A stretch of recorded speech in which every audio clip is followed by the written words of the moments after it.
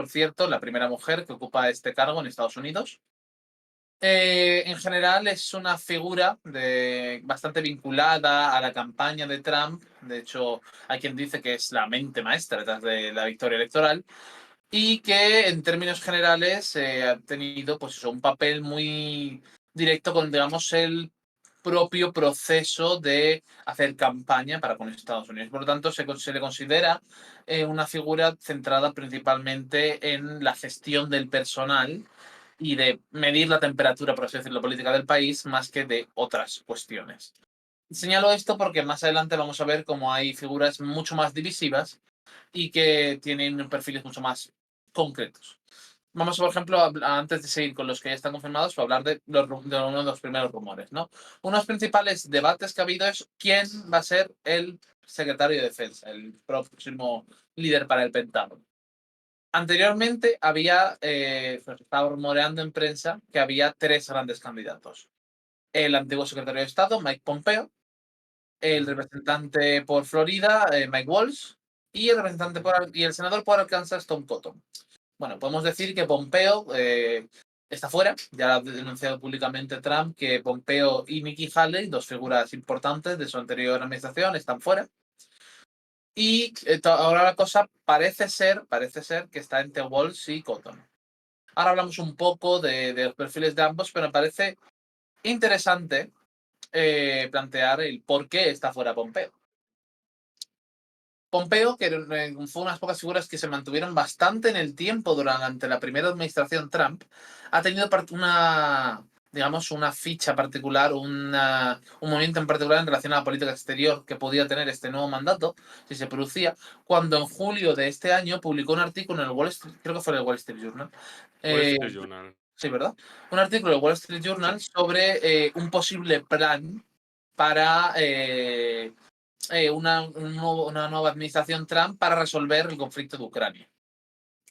Este plan, perdonadme, consistía en básicamente eh, cuatro grandes puntos, por así decirlo.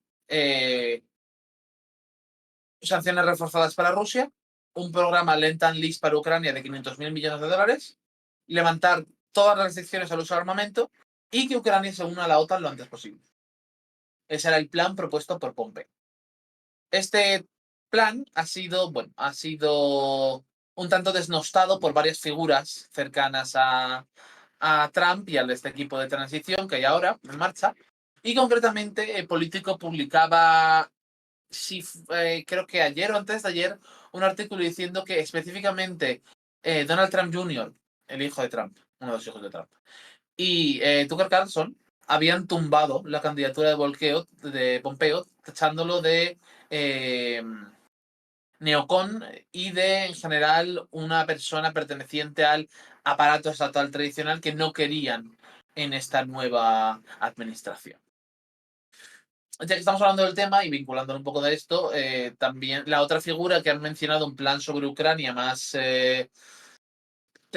digamos, especificado o más claro ha sido el vicepresidente, J.D. Vance, que ha puesto sobre la mesa algo totalmente opuesto a lo de Pompeo. Específicamente ha hablado sobre eh, poner un fin inmediato a las hostilidades a través de un alto el fuego que suponga la congelación de las líneas de frente, neutralidad para Ucrania, quedando bloqueada su entrada a la OTAN, y el establecimiento de una zona desmilitarizada a lo largo de esta nueva línea de contacto.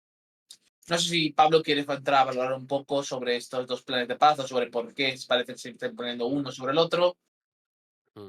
Bueno, no, simplemente quería comentar que eso, que yo creo que llevamos hablando ya bastante tiempo nosotros, es decir, que creo que está bastante claro cuál es la línea, o parece que está bastante claro cuál es la línea que va a jugar la administración Trump respecto a Ucrania, ¿no? Ahora hablaremos de más perfiles, ¿no? Que se están viendo, pero lo que está claro es que Pompeo y gente del entorno neoconservadora, es decir, mm, de una política exterior más centrada en intervenciones extranjeras, de cambios de regímenes, pues como pues la cuestión de John Bolton, la administración de Bush Jr., todo ese tipo de ideologías, ¿no?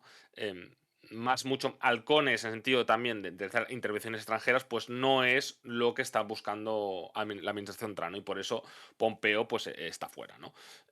O va a estar fuera. Y evidentemente el plan que tenía Pompeo de apoyo a Ucrania pues no resuena demasiado bien en la música que quiere jugar Trump, ¿no? Em, Porque además yo creo que es un plan de que realmente que yo creo que si no se ha hecho hasta ahora, es muy difícil que se haga y yo creo que además no choca mucho con la estrategia que quiere llegar a cabo en política exterior Trump de supuestamente acabar las guerras y sobre todo contener a China. Por tanto, no lo veo. Y la cuestión de Vance, yo creo que es, bueno, es un plan que desde Rusia yo creo que se puede ver interesante. Pero bueno, todo dependerá también de lo que ocurra en el campo de batalla, ¿no? Pero bueno, sí, yo creo que ahora mismo lo importante que podemos decir es que figuras importantes neoconservadoras están fuera de la administración Trump y se celebra desde ciertos sectores del trumpismo, ¿no? De gente muy cercana al entorno de Trump. De hecho, si tuviese que especificar un poco más en ese sentido, estaba pensando así a grandes rasgos. Este plan de Vance ha sido bastante criticado desde ciertos sectores de Estados Unidos, principalmente desde los demócratas. Voy a poner un ejemplo Sí. sencillo. Victoria Nuland, que es una figura importante a las administraciones demócratas de los últimos 10 años, aunque recientemente se haya retirado, eh, por decirlo un poco vulgarmente, ¿no? Pero puso a parir el plan de Vance diciendo que poco más era lo mismo que había puesto Putin sobre la mesa en febrero de este año, de que es básicamente no un plan para finalizar la guerra, sino un plan para la victoria rusa. Esos términos se están expresando. Ujú. Vale, otras figuras que, ya que estamos por aquí, seguimos tirando de este hilo y nos lleva hacia exteriores, pero antes vamos a ver otra figura importante que está siendo del entorno, al menos del entorno republicano de la nueva administración, es una figura que, bueno, sé que a ti, Pablo, sí te ha interesado mucho en los últimos años, ¿no? Que es la figura de Elbridge Colby, un antiguo asesor del Pentágono que hasta ya tuvo al final del anterior mandato de Trump, tuvo algo de presencia en ciertos círculos, pero que especialmente el último par de años se ha hecho bastante conocido por sus argumentos a favor de una política exterior centrada, priorizada en torno a combatir la amenaza de China para con Estados Unidos. ¿Puedes contarnos un poco sobre de qué va Colby, cuál es su visión sobre todo, Pablo? Sí, sí, bueno, pasó la entrevista que le hice desde el año pasado, desde el 2023, octubre bueno, justo hace casi más de un año, o sea, un año y una semana prácticamente. Bueno, este señor, pues es que me empezó a seguir o sea, le empecé a seguir en Twitter y tal, y me llamaba mucho la atención porque era pues, sobre todo me parecía el prototipo de trampista realista, ¿no? Que había de los prioritizers, ¿no? Los que has comentado antes, que básicamente la política exterior estadounidense tiene que basar en priorizar China, que Europa se encargue de la defensa y evidentemente eso entra en que Europa se encargue de Ucrania y que bueno, y que eso de las guerras eternas, que no.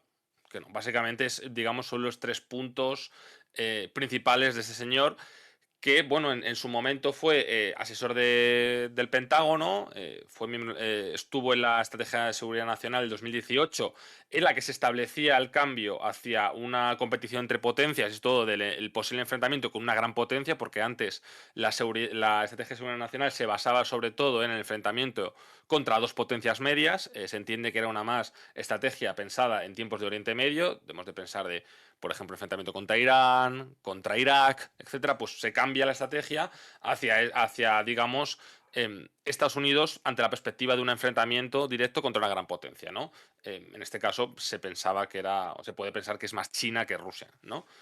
Nada, y este señor, pues bueno, ha sido bastante relevante dentro ha ganado bastante influencia dentro de Washington y se comenta por ahí, en fuentes que tengo, que este señor puede ser el asesor de seguridad o de seguridad nacional o uno de los principales asesores en política exterior de Vance. De hecho, o sea, del vicepresidente electo, ¿no? De hecho, es uno de los que ha apoyado, evidentemente, el plan de paz de Vance, ¿no? Y bueno, y en su. Y en todo, tiene en su ideología o en su pensamiento está el hecho de que Ucrania, que no es una cuestión prioritaria para Estados Unidos, que no se pueden estar, digamos, malgastando recursos en Ucrania y que, digamos, el tener varios focos de conflicto en el mundo para Estados Unidos significa que está extendiendo demasiado sus recursos y que no tiene, digamos, capacidad para enfrentarse directamente en China si tiene otros fuegos abiertos, ¿no? Que bueno, es muy crítico también con la base industrial estadounidense, con que no se está gastando suficiente en defensa y que básicamente que no está preparada para que Estados Unidos no está preparada para una guerra de alta intensidad con China. Y son declaraciones bastante fuertes, ¿no? Opiniones muy fuertes, pero bueno, yo creo que es interesante porque realmente no es solamente una opinión que tenga él o cierto establishment republicano. Hay demócratas o gente del espacio demócrata que también, sobre todo dentro del realismo, que también están de acuerdo en lo que dice, no tanto en lo que hay que hacer, sino en el diagnóstico, ¿no? Que Estados Unidos, pues bueno, pues que al final que es un imperio, como se dice, demasiado amplio y que la estrategia que está llevando a cabo en Ucrania incluso con Israel es perdedora, ¿no?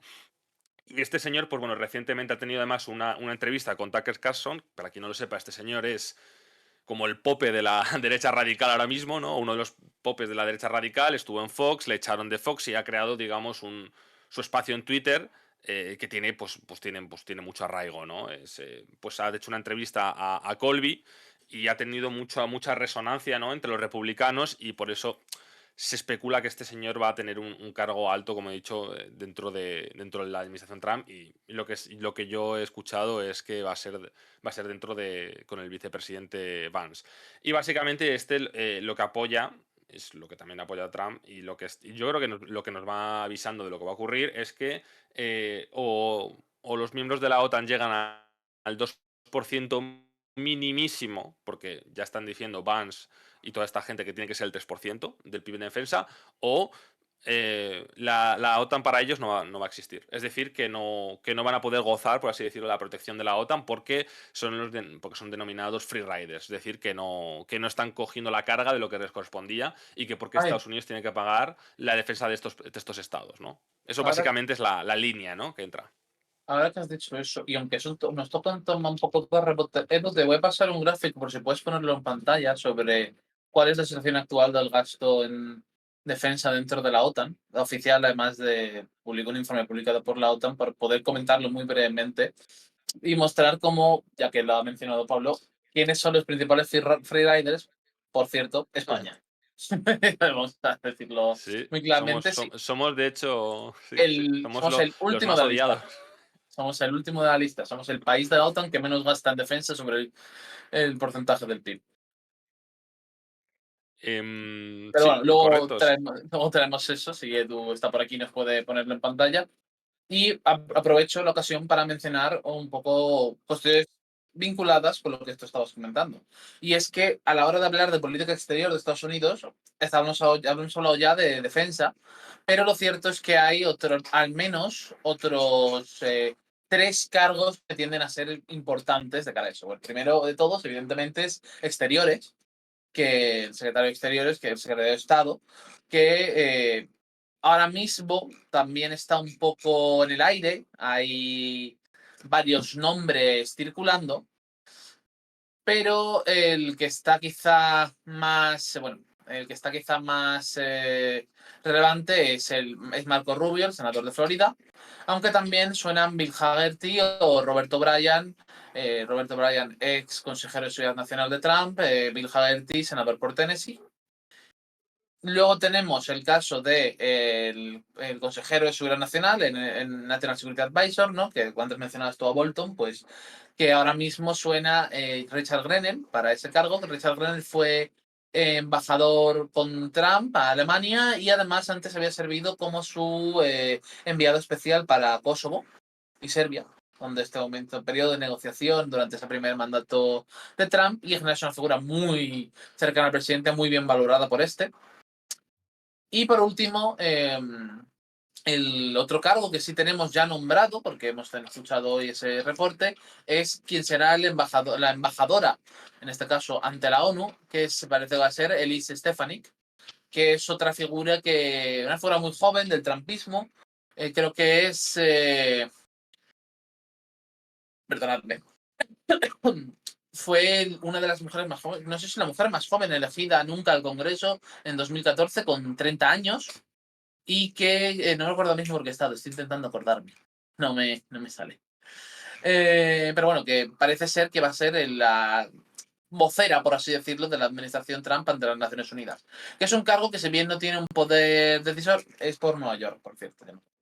Que no tiene un poder decisorio, lo tiene a la hora de mostrar qué tipo de control, qué tipo de interacción va a tener la administración para con las Naciones Unidas. Y en este caso, poniendo a Stephanie, que ha mostrado ser, sobre ante todo, una lealista a Trump, que tomó la decisión ya hace tiempo de virar desde un perfil más moderado, quizá, entre los republicanos a un mucho más maga, pues vamos a ver cómo tiene toda la pinta de ser una recompensa por esta lealtad mostrada hasta el momento y que va a ser sobre todo un canal casi directo entre la Casa Blanca y la ONU.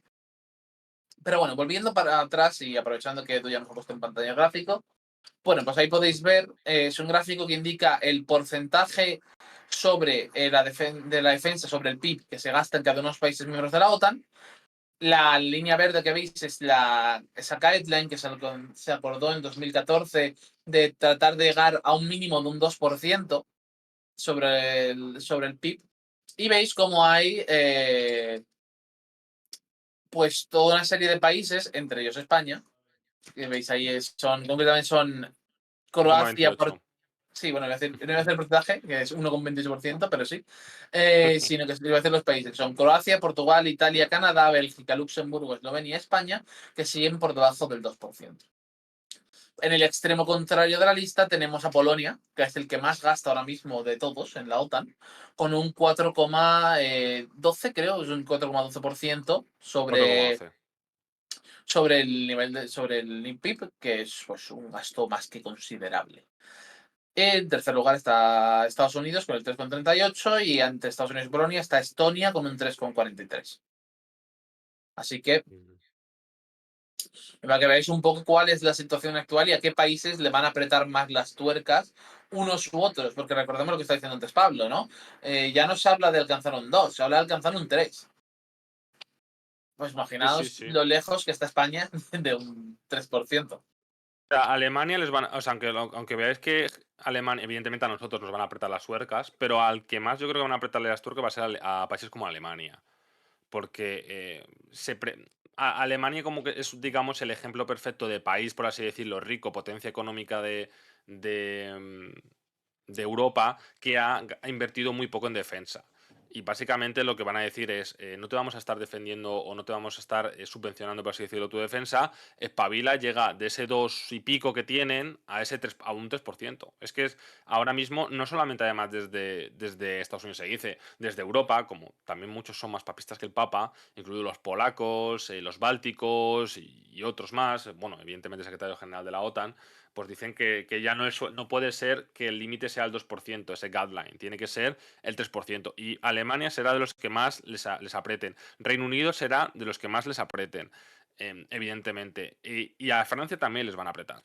Les van a apretar con también ese 2%. Problema de todo esto, que ¿dónde van a sacar el dinero? Porque Francia ahora mismo tiene un déficit récord, pero un problema de gasto brutal. O sea, brutal. O sea, de hecho, están ahora a ver si lo que tienen que hacer es subir impuestos e intentar a ver de dónde recortan gastos. O sea, que por tanto, subir un 1% más el PIB, no sé cómo lo van a hacer. Alemania no sé no sé tampoco cómo lo van a hacer, porque están en un momento económico bastante duro. No sé de dónde van a sacarlo. Reino Unido más de lo mismo. Están ahora también diciendo, el gobierno de Stramer está recortando un montón de cosas. Que es que no se puede sacar de donde no hay. O no se van a querer, digamos, aumentar el gasto en defensa mientras están recortando pues, subvenciones sociales o otras cuestiones, o incluso tienen que subir otra vez impuestos. Es que eso políticamente va a ser duro de asumir. Y no sé si los europeos van a estar, digamos, preparados para ello. Luego la otra posibilidad, evidentemente, que es lo que se está hablando a nivel europeo, es la cuestión de realizar un fondo común, digamos, de crear deuda común, como se hizo con el fondo de recuperación, Next Generation, ¿no? Del COVID, pero dedicarlo en defensa. Pero, evidentemente, aquí están pues los de siempre, digamos, los halcones fiscales, de los Estados miembros halcones fiscales que no quieren oír hablar de ello. Por tanto, así están las cosas. Como bien Ya dice sa- Pablo, así están las sí, cosas. sí. Vale, nos preguntaban algunas cositas. Sí, primero, ¿prevemos que Estados Unidos también va a incrementar ese gasto en defensa? ¿Va a elevarlo? Bueno, yo creo que está un poco en el aire. Estados Unidos está por encima del 3%, así que no incumplen sus propias promesas. Pero aparte hay que tener en cuenta los planes enormemente ambiciosos que supuestamente tiene Trump para este segundo mandato, en Mm, cuanto a cómo cambiar la economía estadounidense. Yo no creo que eso les deje demasiado margen para hacer un incremento muy drástico en defensa, pero todo se verá. Especialmente porque no sabemos cuál va a ser el efecto específico que tengan estas medidas y en qué medidas se van a tomar. Porque Trump ha hecho muchas promesas durante la campaña, muchas. Ha hablado de un 60% de aranceles para China, un 10 o 20% de aranceles globales, abolir el impuesto sobre los ingresos, etcétera. Hay toda una serie de, digamos, medidas bastante radicales en lo referente a que el volumen del cambio, por así decirlo, ¿no? Entonces habrá que ver por dónde sale todo esto finalmente, si es que cumple algo, ¿vale? Así que, bueno, lo veo complicado.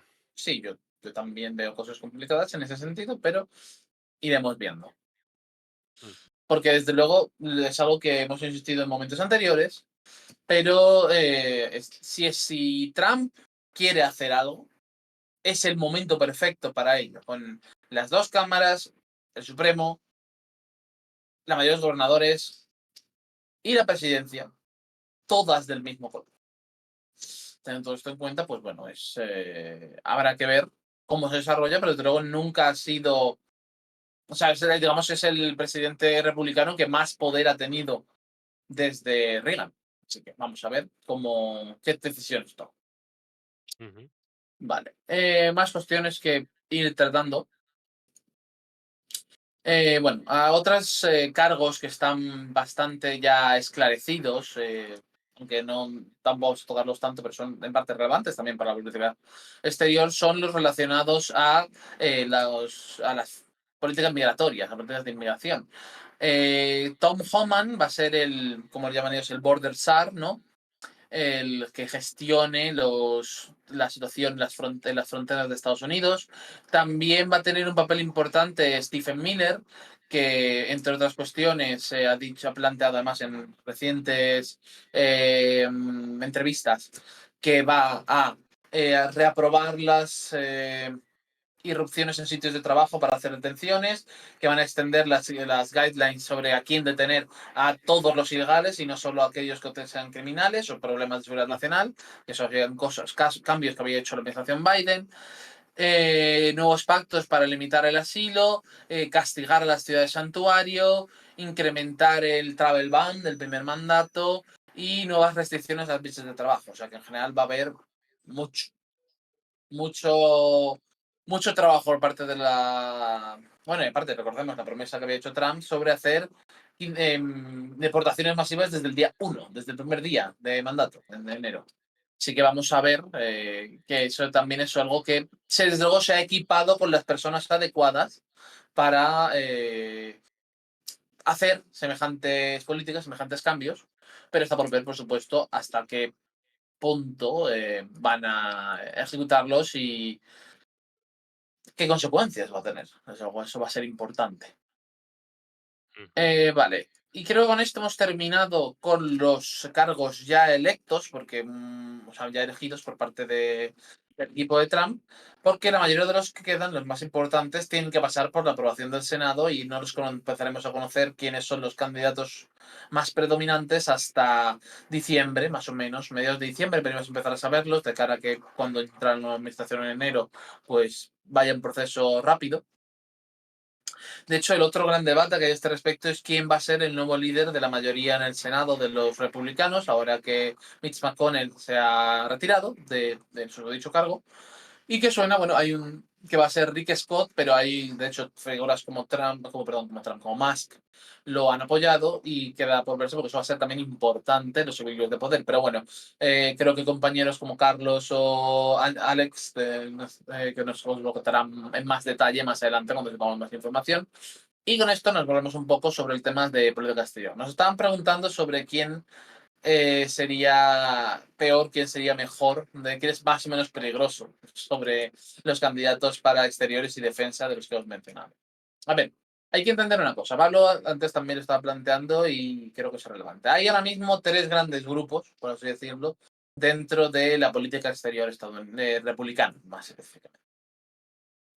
Por un lado están los llamados primacistas, los que mantienen que Estados Unidos sigue siendo la única superpotencia, la primera superpotencia y por lo tanto debe actuar como tal, que están sobre todo representados por los neocones, por los neoconservadores, y que por lo general todo parece indicar que están siendo vetados o marginados dentro de esta nueva administración.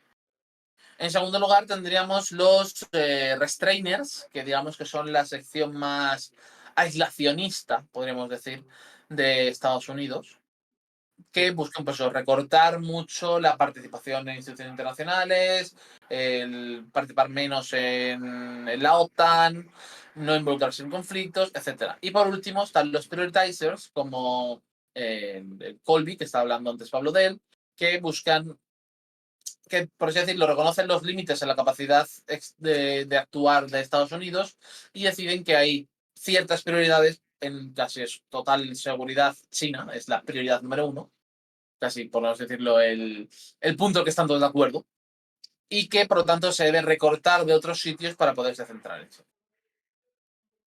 Entonces, pues teniendo eso en cuenta, queda mucho, quiero insistir en esto, queda más de un mes para que sepamos quién va a ser el primer candidato a cada uno de los puestos, ¿vale?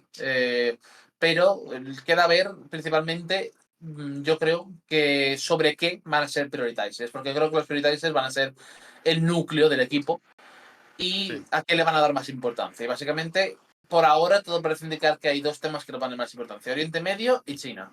Ucrania, por el momento, hasta ahora, todos los nombres que han sonado y lo que se ha planteado es que ya está en la administración y demás, es que van a ir a la propuesta de Vance y a intentar salir de Ucrania lo antes posible.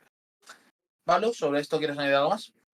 Nada, que yo creo que yo también creo que ese va a ser el camino, que decir, de que yo creo que está claro, o prácticamente claro, que el Trump de Estados Unidos quiere eh, desengancharse de Ucrania lo antes posible, porque no es un escenario prioritario, Ucrania no es importante estratégicamente para ellos, y luego consideran que, bueno, que eso, que no, que les están quitando recursos y atención de lo que es realmente importante, que es China, que bueno, que ellos piensan que si China, su tesis es, si China consigue la hegemonía en Asia-Pacífico, eso significa que la hegemonía mundial de Estados Unidos va a estar muy puesta en duda. Muy puesta en duda porque China va a conseguir, digamos, poder disputarle a Estados Unidos el liderazgo, no tanto militar, sino sobre todo más económico-tecnológico. Y en ese punto, evidentemente, por eso, digamos, se quiere priorizar Asia-Pacífico y la contención a China, ¿no?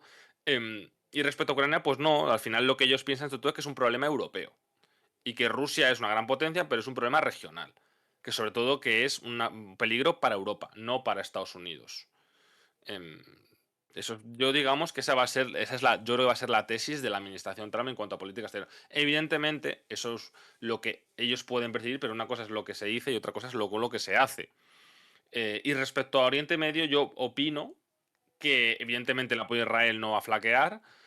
Creo que se le va a dar a unos meses a Netanyahu para que, digamos, termine el trabajo, por así decirlo, pero que tampoco les interesa, digamos, yo creo que no les va a interesar que haya mucho fuego en Oriente Medio, ni que Estados Unidos esté implicado con muchos recursos ahí, al menos por lo que yo he leído a gente del trumpismo, bueno, o gente que puede tener, bueno, como Colby u otros expertos, que básicamente, o por lo que incluso se le he oído a Trump, o leído, que básicamente que yo no creo, que luego puede cambiar, que no creo que se busque una confrontación con Irán o un cambio de régimen. Porque si estamos quitando del medio a neocons, no sé si va a llegar ahí. Que luego, evidentemente, y perdón, que luego, evidentemente, como digo, que puede pasar, pero yo creo que no va a ser ese el objetivo. Es decir, van a intentar contener a Irán, van a presionar a Irán, pero no sé si va a llegar a un punto en el que, em, digamos, tengan la estrategia de verdad confrontar o querer una guerra directa con Irán. No lo sé, ¿eh?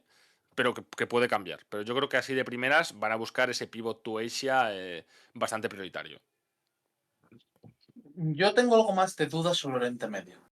Por un lado estoy de acuerdo, principalmente creo que la idea inicial de Trump va a ser darle la carta blanca y la manga ancha en todo posible a Netanyahu, pero con un poco la idea de haz lo que tengas que hacer, hazlo rápido y permítame eh, darme una victoria trayendo la paz a Oriente Medio, pero en vuestros términos. Yo creo que eso va a ser un poco la política para con Israel y en ese sentido es poco probable que haya acciones contra Irán que implicasen ir hacia una guerra regional. Yo creo que por otro lado sí que va a haber acciones, sobre todo nuevas sanciones, un endurecimiento drástico de las sanciones para para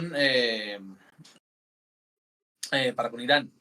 De hecho, se está hablando, se está rumorando mucho sobre que la nueva administración quiere dañar severamente los ingresos por petróleo del gobierno iraní y todos los riesgos que esto puede acarrear. Pero bueno, esto es algo que ya hablaremos más adelante si finalmente es el caso, porque básicamente los riesgos que puede acarrear es China es el principal comprador de petróleo iraní. Veremos a ver cómo se vinculan unas cosas con las otras y qué medidas van a hacer. Pero bueno. ¿Qué más cuestiones? Bueno, se hacen un par de preguntas y las solventamos y nos vamos a hablar sobre el segundo tema que tenemos para nuestro segmento, que es el de las reacciones europeas a la victoria de Trump. Contestando muy rápido a las preguntas. ¿Cómo te realistas el plan de deportaciones masivas de Trump, teniendo en cuenta cumplimiento de promesas pasadas vistas en la anterior legislatura? Lo estamos diciendo hace un rato, ahora mismo Trump tiene una margen de maniobra infinitamente mayor que el de la primera, su primer mandato. Si cumple o no es algo que habrá que ir viendo sobre la marcha. Pero la posibilidad, por así decirlo, a la hora de no tener obstáculos, por tener todos los mecanismos en el bando republicano y por tener un equipo mucho más dispuesto a hacer lo que él quiere hacer, es claro. Ujú. Por tanto, ya iremos viendo. Y luego, otra pregunta que nos habéis hecho. Que es que cuando es la toma de posesión, creo que es el 20 de enero, ¿verdad, Pablo? Es una 20 No de lo sé, si quieres lo miro, enero. pero no lo sé. A ver, sí, lo Sí, el primero que 20 de pone. enero. Sí, vale. ¿Sí? ¿Lo tienes? No, espérate, estoy viendo que la otra fue creo que sí es el 20 de enero, pero no estoy seguro. Mm, 17, no, 17 de diciembre, no son los votos. Pero la cámara, a ver, luego los votos electorales se contarán en la Cámara de Repente el 6 de enero, ¿vale? 20 de enero. vale. Asume la presidencia el 20 de enero, sí. Sí, me suena, siempre está bien. Ujú. Vale, Perfecto. pues una vez aclarado todo esto, vamos a hablar un poco de las reacciones europeas a la victoria de Trump. Pablo, drop the mic, todo tuyo. Sí, a ver, bueno, ya hemos hablado un poco ya de esto. Es verdad que lo comentamos con el tema de, pues bueno, es durante la Comunidad Política Europea, esa reunión que hay, pues bueno, de ese marco que creó la presidencia francesa en 2022, creo que fue, o en 2023, ya ni me acuerdo, que era básicamente bueno, un foro, por así decirlo, con los estados de la Unión Europea y luego pues otros invitados, por ejemplo, Reino Unido, está también Armenia, Azerbaiyán, etcétera, bueno, básicamente todo el espacio europeo, por así decirlo, menos Rusia y Bielorrusia. Se, bueno, pues tuvo un discurso Macron básicamente de, bueno, vuelta del... Lo contamos ya, pero bueno, es básicamente otra vez de la autonomía estratégica europea, etcétera. Luego han salido otros discursos dentro de las instituciones europeas, por ejemplo, von der Leyen, por ejemplo, también Mario Draghi, más o menos, no en las mismas líneas, pero parecidas en el sentido de la competitividad, Enrico Letta, que no está en las instituciones, pero bueno, hizo el informe de competitividad, bueno, de mercado único. Recientemente ahora, por ejemplo, que está en visita en París, perdón, en Kiev, Borrell, pues ha dicho que, bueno, pues el mismo discurso de que no se puede estar dependiendo de los votantes estadounidenses. Ahí, digamos, por un lado, hay varios discursos que están apuntando otra vez por el mismo debate de siempre o la misma razonamiento de la autonomía estratégica europea, de no depender de Estados Unidos y buscar digamos, un camino más autónomo, ¿no? Y luego están, pues básicamente los que, en vez de eso, pues son más realistas realmente con la situación que hay, yo creo, o que básicamente que les da igual realmente que esté Trump o que esté Harris o que esté quien sea, que simplemente que ellos van a la misma política que van a ser prácticamente la misma, que es básicamente los polacos y toda esta gente, básicamente. Que bueno, que lo que ha hecho, por ejemplo, ahora Donald Tusk, que es el primer ministro polaco, es pues organizar una reunión en la que ha excluido a Alemania, creo que está, bueno, Reino Unido, está, creo que Italia también, Francia, etcétera, pero ha excluido a Alemania porque, bueno, porque tienen tiranteces entre ambos líderes, ¿no? Y porque supuestamente le hizo un feo Scholz a Tusk, ¿no? Pero bueno, ya nos deja entrever cómo están las cosas, pero digamos que de momento hay eh, mucho ruido, pero poco que decir. Que, por ejemplo, ha salido también la noticia de que von der Leyen, al parecer, le habría ofrecido a Trump, o le quiere ofrecer a Trump, comprar más gas natural licuado americano para evitar una guerra comercial o que impongan unos aranceles muy duros a Europa. Yo creo que eso, pues bueno, pues ya nos deja entrever cuál es la temperatura que hay, ¿no? Supuestamente, pues nos llevaban diciendo tiempo que ellos estaban preparando para una posible victoria de Trump, que había medidas en marcha, que estaban mucho más preparados que en 2016. Pero la realidad es que no es así. No es así, Europa es más débil que en 2016. Ha pasado poco tiempo, pero es más débil. Eh, Estados Unidos va a ser mucho más, bueno, no mucho más, pero va a ser unilateral por lo que hemos comentado antes, de que Trump, pues bueno, tiene más poder ahora y tiene unos leales que van a seguirle más el paso. La situación internacional es bastante peor que la de 2016. Nos recordemos que tenemos una guerra de alta intensidad en Europa, tenemos la cuestión de Oriente Medio, tenemos la confrontación en Asia y muchas más cosas más. Europa está menos preparada, no hay realmente, yo opino que no hay realmente voluntad política ni estratégica para de verdad hacer el proyecto de la autonomía estratégica europea. En mi opinión. Y yo creo que se va a demostrar porque al final mucha crítica a Trump, mucha crítica a la gente al trumpismo, pero eventualmente todo el mundo pasará por la Casa Blanca a rendir pleitesía al líder. Eso es lo que yo creo que es lo que va a pasar. Y que va a seguir manteniéndose ese reforzamiento de la dependencia de Estados Unidos. A no ser que ocurra algo, no sé, algo grave o algo radical que cambie la tendencia, pero yo es lo que yo veo, a mismo el escenario que veo. Por básicamente como le estoy yendo, que además seguramente tragarán con el gasto en defensa países. No sé si llegarán al 3%, pero intentarán llegar. Y yo creo que ahora mismo hay sobre todo también un discurso de nosotros vamos a apoyar a Ucrania lo que haga falta, pues Reino Unido, Francia, Polonia, pero la realidad es que si Trump llega a un acuerdo con Putin, Europa tragará. Aunque no sea el acuerdo que ellos quieran, pero es que al final los que, digamos, mandan no son ellos. Y lo creo que llevamos diciendo aquí bastante tiempo. No son los que mandan los europeos. Es Estados Unidos y Rusia, en los juegos de las grandes potencias. Y esto yo lo creo que cómo se van a suceder las cosas. Yo es lo que veo. Y lo que va a pasar también es que más que un mayor esfuerzo integrador, lo que yo veo es más que cada estado va a buscar un poco sus beneficios y buscará tener buenas relaciones con Estados Unidos y buscará sus propios intereses. Es lo que yo creo.